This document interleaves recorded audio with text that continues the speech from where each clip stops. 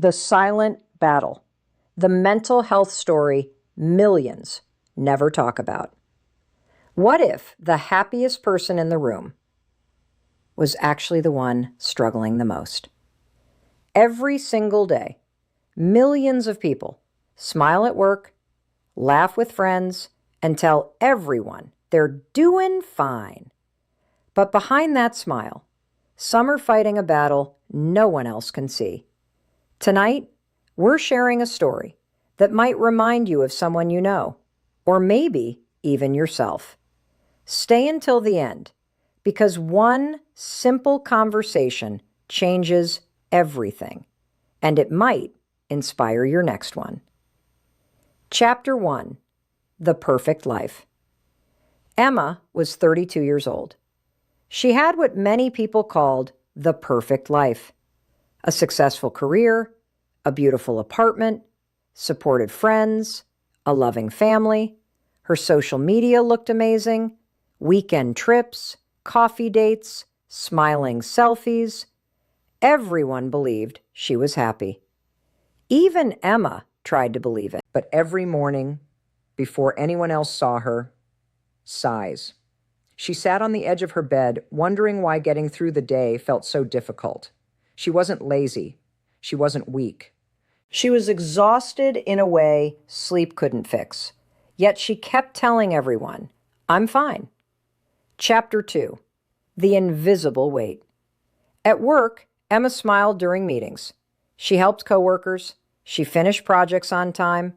No one noticed how hard she was working just to appear okay. When she came home, the silence felt overwhelming.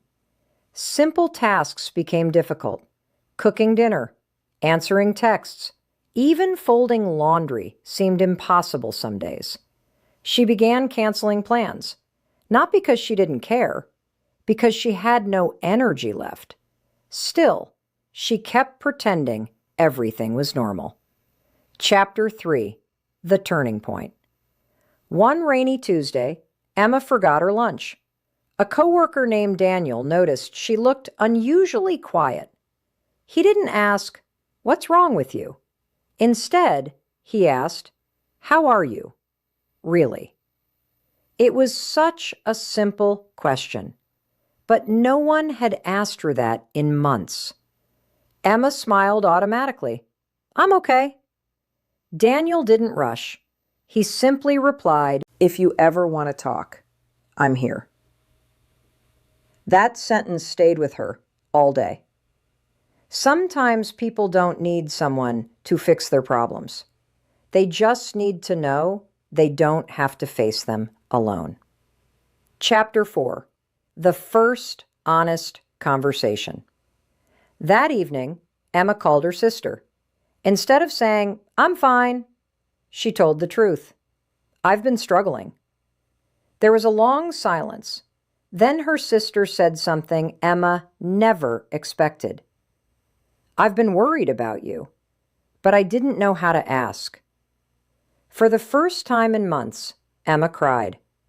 Not because things suddenly got worse, but because she no longer had to pretend. Chapter 5: Small Steps Forward. The next few weeks weren't magical. There wasn't an overnight transformation. Instead, there were small steps. She started taking short walks outside. She kept a journal. She made time to reconnect with friends.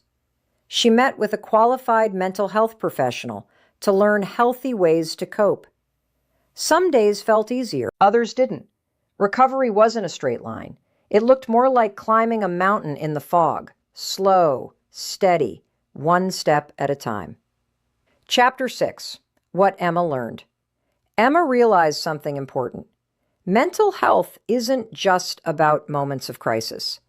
It's also about everyday habits: getting enough sleep, moving your body, eating nourishing meals, making time for people who care about you, taking breaks before burnout happens, asking for help when life feels too heavy. These habits don't erase every struggle, but they can help build resilience over time. And when challenges feel overwhelming, reaching out to a trusted friend, family member, or mental health professional can make a meaningful difference. Chapter 7. The Ripple Effect. Months later, Emma noticed another coworker sitting quietly during lunch. She remembered how lonely she once felt, so she walked over, sat beside him, and asked the same question Daniel had asked her. How are you? Really? That conversation lasted 20 minutes. It reminded Emma that kindness spreads.